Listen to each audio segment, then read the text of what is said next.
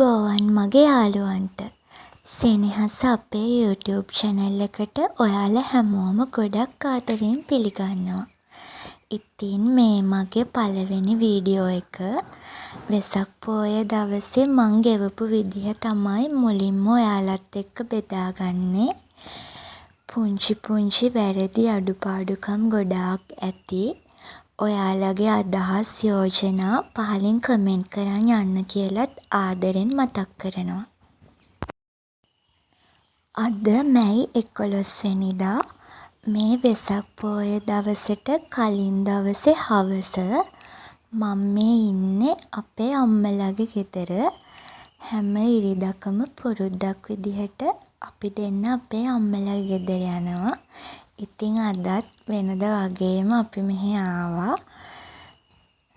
අපේ මල්ලි හැම වෙසක් පෝයකටම එක එක විදිහේ ලස්සන වෙසක් කූඩු ගොඩාක් හදනවා. ඉතින් මම මේ අලවන්නෙත් එයා මට හදලා දුන්නු වෙසක් කූඩුවක්.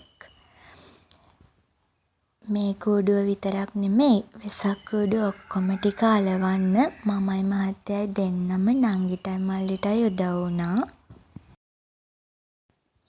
ඉතින් මේ උතුම් වෙසක් පුර පසළොස්වක පොහොය දවසේ හිමිදිරි පාන්දර මං උදේ පාන්දරම නැගිටලා ලෝතුරා බුදු පියාණන් වහන්සේ වෙනුවෙන් කිරි ආහාර පිළියෙල කරා.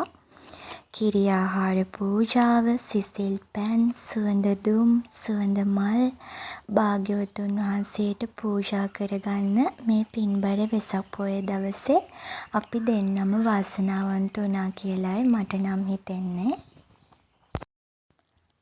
සම්බුද්ධ පූජාව පූජා කරලා ඉවර වෙලා මම මේ ලෑස්ති වෙන්නේ අර ඊයේ මං අම්මලාගේ ගෙදර ඉඳන් අලවගෙන ආපු වෙසක් කූඩුව. අන්න ඒකේ ඉතුරු මෝස්තර ටික පටන් ගන්න. මම පොඩි කාලේ ඉඳලම ගොඩාක්ම ආස සුදු පාට වෙසක් කූඩු වලට. ඔයාලත් බලන්නකෝ මම මේ වෙසක් කූඩුවට දාන මෝස්තරේ ලස්සනයිද කියලා. මේ වෙසක් කූඩුව ලස්සනට අලවලා රැලි දාලා එල්ලලා හැඩ බලනකම් මට නම් ඉවසිල්ලක් තිබ්බේ නෑ. ඉතින් අපි දෙන්නත් එක්කම එකතු වෙලා අපේ ගෙදර ඉස්සරහා වෙසක් කූඩුව එල්ලුවා. මේ වෙසක් කූඩුව අපගේ ලෝතුරා බුදු පියාණන් වහන්සේ සමාන කරලා තියෙන්නේ අපේ ජීවිතවලටනේ. මේ වෙසක් කූඩුව අපි කොච්චර ලස්සනට ආසාවෙන් හදලා එල්ලුවත් මේක හැමදාම මේ විදියටම තියෙන්නේ නෑනේ. ඉතින් ඇත්තටම හිතලා බලද්දී අපේ ජීවිතත් එහෙමනේ.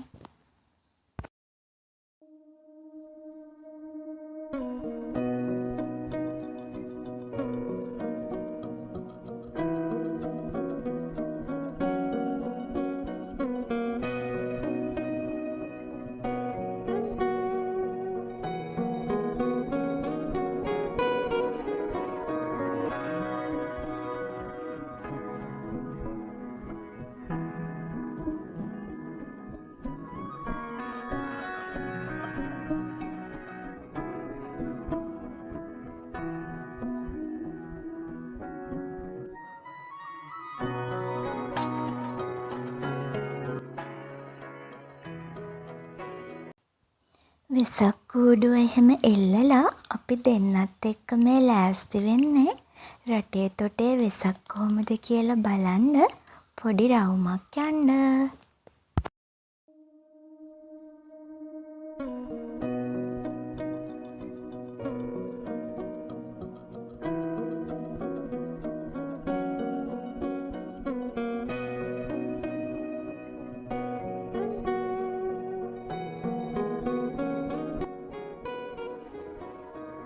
අපි අද යන්නේ කුරුණෑගල ඇතුගල විහාරයට. කුරුණෑගලට යනකම්ම තිබ්බ දන්සල් ටික වඳින්න නම් අපි දෙන්න අමතක කරේ නෑ. මුලින්ම මෙන්න මේ දන්සල් කතන්දරේ සමාරම්භය සනිටුහන් කරේ මෙන්න මේ රසම රස සරුවත් එකෙන්. අයිස්ක්‍රීම් දන්සලක්, නූඩල්ස් දන්සලක්, පාන් දන්සලක්, රසම රස බත් දන්සලක්, වෙලිමල් දන්සලකුත් තිබුණා. තවත් එක එක වර්ගයේ දන්සල් ගොඩාක් හම්බුණා.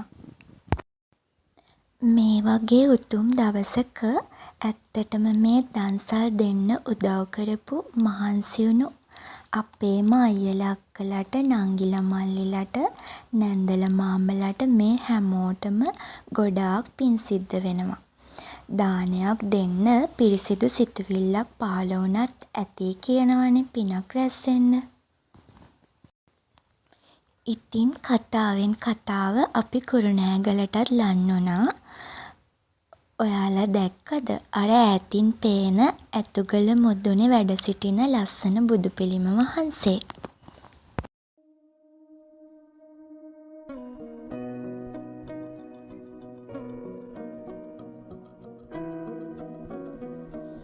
අපි දැන් ඇතුගල විහාරයට ආවා. අපිට කන්ද නගිද්දි නම් වීඩියෝ කරන්න බැරි වුණා. මේ තියෙන්නේ කන්ද මුදුනට ආවට පස්සේ බුදු පිළිම වහන්සේ පේන විදිය.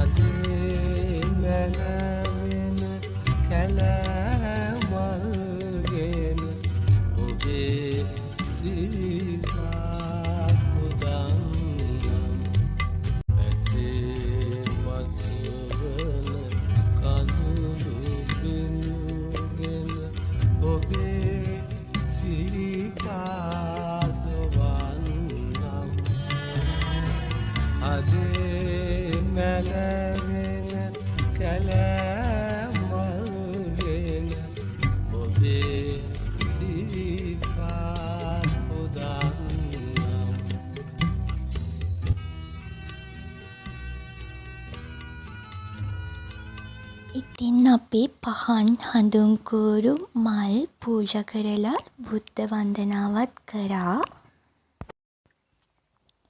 මේ ඔයාලා දකින්නේ බුදු පිළිම වහන්සේ පිටිපස්සේ තියෙන බුද්ධ මන්දිරයේ ඇතුළ. ඇත්තටම මේ පන්සල හරිම ලස්සන පන්සලක්. කන්ද නගිද්දී මොනතරම් මහන්සි වුණත් කන්ද මුදුනට ආවට පස්සේ බුදු පිළිම වහන්සේ දකිද්දී හිතට පුදුම සැනසීමක් දැනුනේ. දැන් වෙලාව 9:00 විතර ඇති. අපි දෙන්න හිමින් හිමින් කන්ද බහින්න පටන් ගත්තා. මේ බලන්නකෝ ඇතුගල මුදුනට කුරුණෑගල ටවුන් එකේ වෙසක් අසිරිය පේන විදිය. කුරුණෑගල වැවරවුම පුදුම ලස්සනට වෙසක් කූඩු වලින් ලයිට් වලින් සරසලා තිබුණා.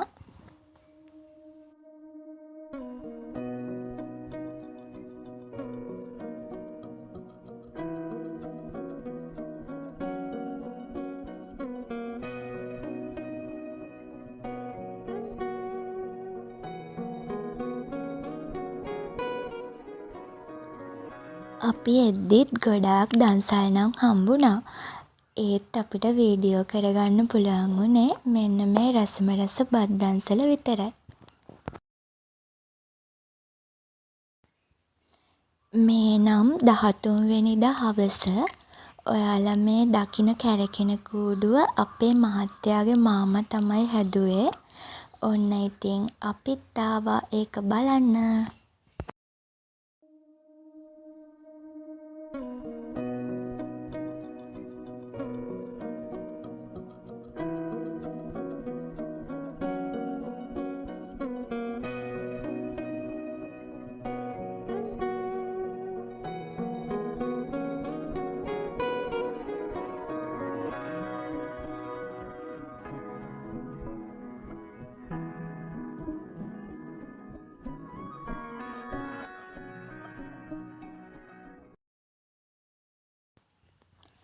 ඉතින් ඔන්න ඔය විදිහට තමයි අපේ වෙසක් දවස ගෙවුනේ.